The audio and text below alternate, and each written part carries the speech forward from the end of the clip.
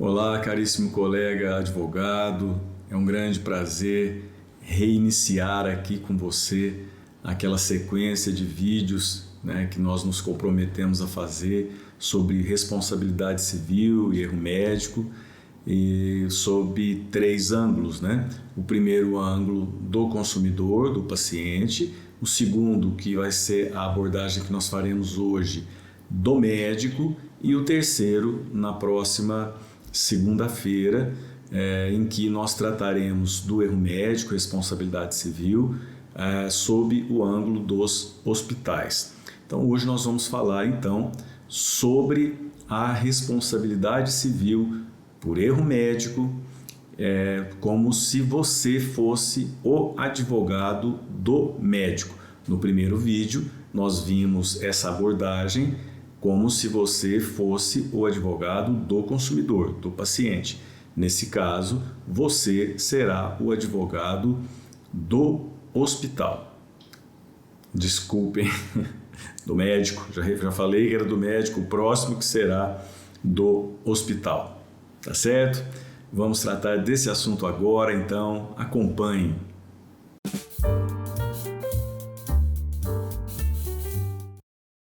Bom, antes de mais nada, vamos fazer aquela pequena avaliação de dano, erro médico, ato ilícito, responsabilidade civil, colocando aquelas características que nós colocamos também, inserimos no vídeo anterior, e hoje nós vamos falar especificamente da abordagem dada ao caso pelo advogado que representará o médico, tá? O médico que está sendo acusado de um erro, de um ato ilícito cometido por negligência, imprudência ou imperícia. Então vamos lá.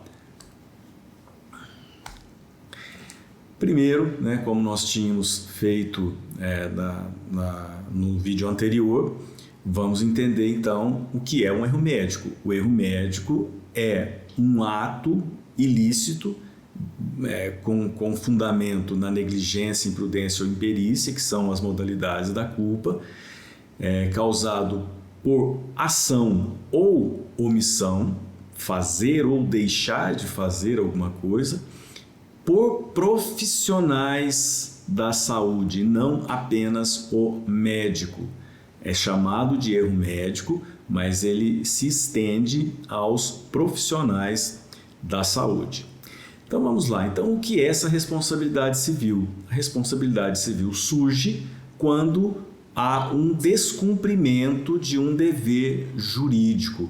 Nesse caso, o artigo 186 do Código Civil define que aquele por ação ou omissão voluntária, negligência, imprudência ou ainda imperícia, nós incluímos aqui, violar direito ou causar dano a outrem, ainda que exclusivamente moral, comete ato ilícito.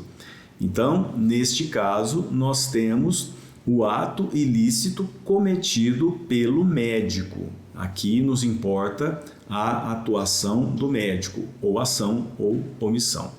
Quais são os elementos da responsabilidade civil? Primeiro é o fato, é o ato ilícito, aquele ato que causará o dano. O segundo é o próprio dano.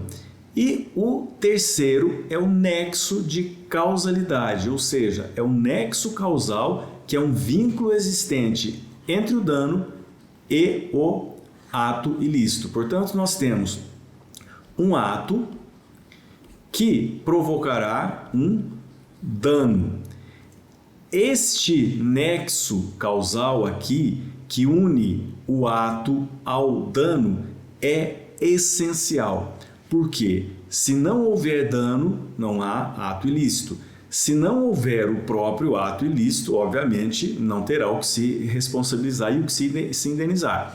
Mas é essencial que haja a vinculação entre esses dois, ou seja, o nexo causal, o nexo de causalidade. O ato foi o dano foi provocado pelo ato cometido pelo médico. Se não houver esse nexo causal, nós não teremos aí um erro médico, não teremos uma responsabilidade civil e muito menos o dever de indenizar. O último elemento é a culpa, e que em alguns casos poderá ser presumida, portanto nós poderemos ter uma responsabilidade civil, né, por erro médico sem culpa, mas jamais sem o nexo causal. As modalidades da culpa, como nós também comentamos, né, no nosso vídeo anterior, são negligência, imprudência e imperícia. A negligência que tem como fundamento, aí, como a causa, a omissão. E a negligência é o oposto de diligência. Aqui, o médico diligente é aquele que se utiliza de todos os seus recursos, que utiliza a técnica correta, os seus conhecimentos e avalia o caso com parcimônia, com cuidado, com muita cautela e executa o ato, o procedimento ou o próprio tratamento disponibilizado ao paciente com o máximo de diligência. A negligência, portanto, é o oposto de diligência. Ser diligente significa ser cuidadoso e cauteloso. O negligente não é. Então, por omissão, ou seja, por não observar os critérios de diligência, ele cometerá um ato ilícito. A imprudência, que é o oposto de ser prudente. Aquele que é imprudente é aquele que não é prudente. E quem é prudente também é aquele que observa os limites da sua atuação. E aqui sempre será por ação, não será por inação ou omissão.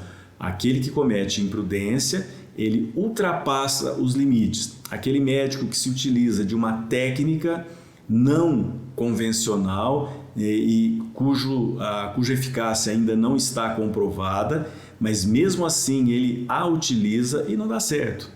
E provoca um dano ao paciente. Nesse caso, ele agiu de forma imprudente. E o mais delicado de todos, que é o da imperícia, que ele é representado aqui por um despreparo. Nós estamos falando aqui de um despreparo do médico. O médico, por questões técnicas, por falha no seu conhecimento, por falha nas técnicas que ele emprega, ele entende, ele não está sendo imprudente, ele entende que aquilo está certo. Na imprudência, o médico vai agir sabendo que aquela técnica está equivocada, mas ele ultrapassa os limites e a utiliza. Na imperícia, ele tem certeza de que aquela tese é importante e dará certo, mas por falha no conhecimento, por total despreparo deste médico. Mas é complicadíssimo se comprovar a imperícia, tanto que na maioria dos casos nós temos aqui a configuração de negligência e imprudência. A imperícia é muito difícil de ser comprovada. Dando continuidade, a responsabilidade civil pelo erro médico poderá ter os seus dois aspectos aqui a serem considerados: a objetiva e a subjetiva.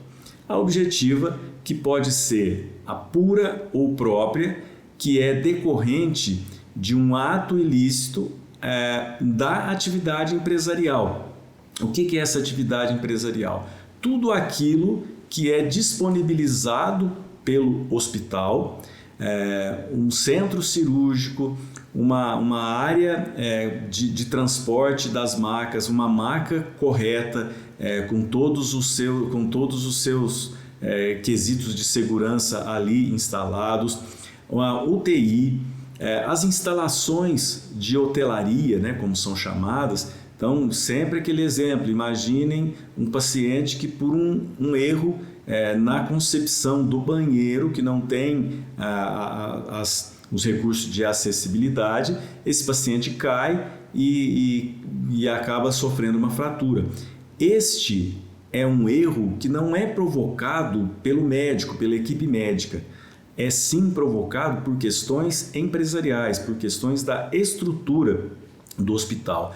Nesse caso, a responsabilidade objetiva será sempre pura ou própria, que é decorrente da atividade empresarial e que aqui segue o artigo 14 do Código de Defesa do Consumidor, que define que o fornecedor de serviços será sempre responsável pelo dano causado ao consumidor, independentemente da comprovação da culpa. Então, se é independentemente da comprovação da culpa, nós estamos falando da responsabilidade objetiva pura ou própria.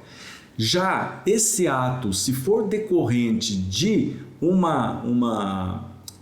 não da questão estrutural, não de questões da atividade empresarial, mas por ato médico, esta responsabilidade objetiva não será mais pura ou própria, porque nós não estamos falando de uma atividade empresarial, mas sim de um ato médico. E se o ato médico ele tem que ser caracterizado pela subjetividade, ou seja, apuração da culpa, não pode se atribuir a responsabilidade ao hospital de forma objetiva se o médico não for responsabilizado, né? Então, não é possível que o hospital seja responsabilizado de maneira objetiva, ou seja, independentemente da culpa, se no momento de avaliar a culpa do médico ficou constatado que ele não agiu com negligência, imprudência ou imperícia. Então, não haveria sentido o dever de indenizar do hospital, sendo que não foi por uma atividade empresarial, que aí sim seria objetiva pura, e sim por um ato médico que tem que ser avaliado de forma subjetiva. Então, se o médico comprovou que não agiu com culpa, o hospital também não será responsabilizado, mesmo que a responsabilidade seja objetiva. Mas ela será objetiva imprópria ou impura. Eu prefiro responsabilidade mitigada, mas esse é um termo que eu gosto de utilizar. O que é utilizado pela doutrina e pela jurisprudência é a responsabilidade objetiva imprópria ou impura. E aí nós temos então, na sequência, como nós falamos aqui da responsabilidade civil, a objetiva, que é específica do hospital, e a subjetiva, que é do médico. Então, o erro causado pelo médico tem que ser apurado. Houve realmente um erro? Ele agiu com culpa, né, nas suas modalidades ou não? Primeiro, também temos que entender que a obrigação do médico é de meio e não de resultado, com exceção de procedimentos estéticos embelezadores. Nesse caso, a responsabilidade seria objetiva e nós estaríamos falando de obrigação de resultado. E, portanto, com resultado, seria aqui a chamada culpa presumida.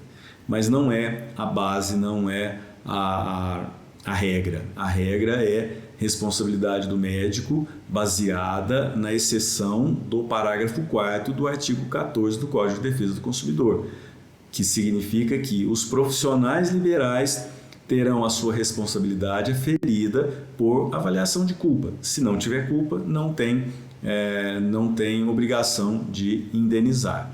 Então vejam, aqui nós estamos então tratando de questões básicas da responsabilidade civil pelo erro médico. Então vejam, no nosso primeiro vídeo, nós cuidamos desta mesma responsabilidade, mas sob o ângulo do consumidor. Neste caso, você, colega advogado, defenderá o consumidor. Hoje nós vamos tratar desta questão do erro médico, mas se você fosse contratado pelo médico que está sendo acusado.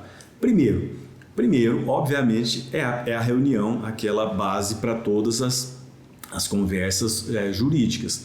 Você vai se reunir com o médico e entender com ele e com os documentos que ele fornecer, se realmente existe uma possibilidade aí de eliminar a negligência, imprudência ou imperícia daquilo que ele está sendo acusado. E você, obviamente, deverá pedir toda a documentação. Se for uma clínica em que ele tiver todos os documentos, tiver já na sua posse o prontuário e tudo mais, você deve examinar.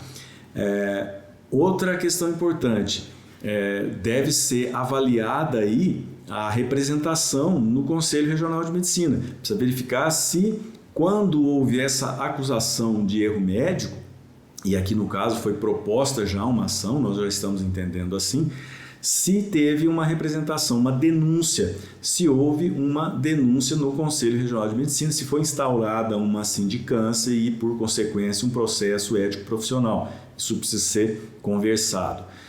Depois, na sequência, é importante verificar com o médico todas as suas atitudes, o que ele tem para demonstrar que realmente excluirá esta responsabilidade de indenizar, que excluirá de forma definitiva qualquer possibilidade dele ter agido com culpa nas suas modalidades imperícia, imprudência ou negligência.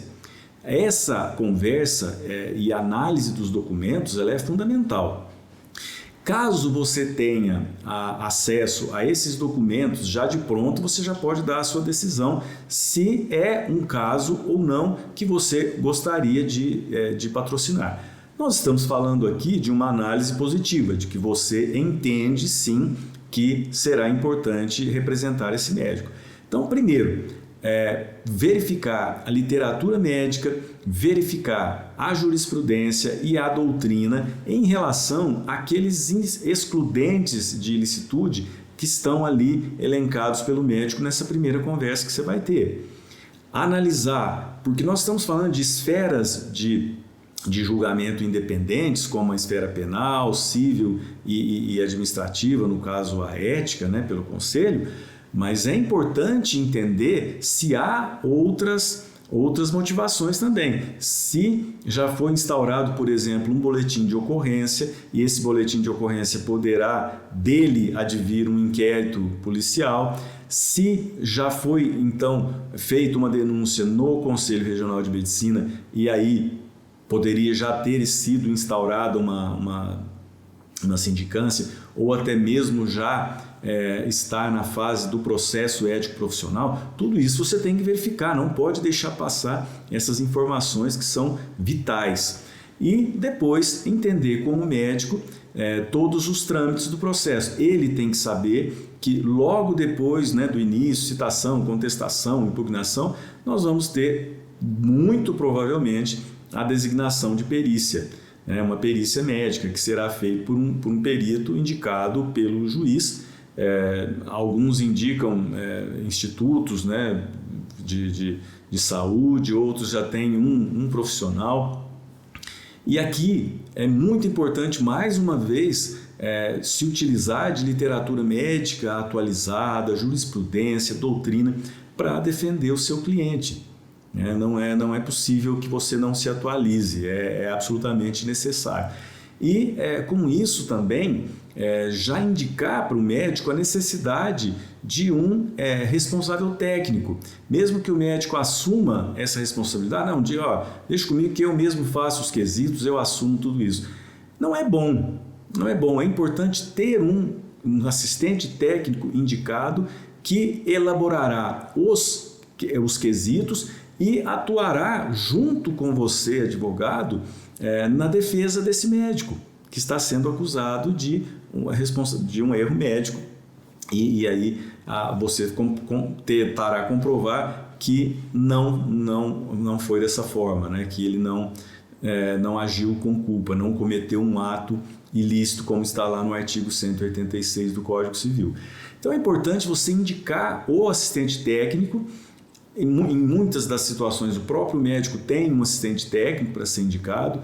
Nós, como advogados de direito médico, já temos os nossos contatos, as nossas referências os médicos que nos atenderão e nos auxiliarão numa perícia médica. Então é muito importante ter essas questões já delineadas. E depois, até mesmo para a elaboração de um laudo divergente, deverá ser a presença desse assistente técnico como essencial.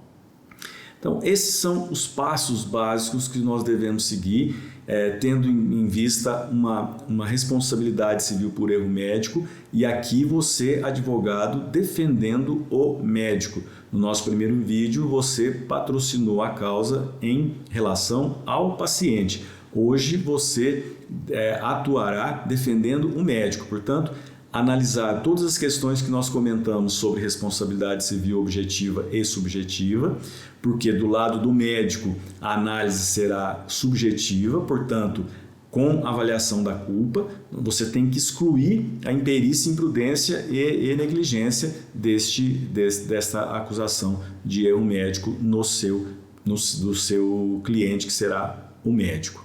Então esse é o cenário em que você se inserirá para defender o profissional médico. No nosso próximo vídeo, você defenderá o hospital em que, ou melhor, onde o erro deveria acontecer ou supostamente aconteceu. Então esse é o roteiro que nós vamos seguir, tá certo? Mais uma vez, meu caro colega, agradeço pela sua participação e que também peço mais uma vez para que você se inscreva no canal e faça os seus comentários, faça os seus questionamentos, que eu os responderei com o maior prazer. Também curtam os vídeos se vocês gostarem, certo? Não se esqueçam do nosso informativo DMBio, que serão disponibilizados. Os informativos serão disponibilizados semanalmente, de forma absolutamente gratuita. Basta que você faça o cadastro na descrição do vídeo e receberá a atualização de literatura médica, de jurisprudência e doutrina também, tudo voltado, todas elas voltadas para o direito médico e biodireito. Tá certo? Mais uma vez, agradeço pela atenção e até a próxima. Forte abraço.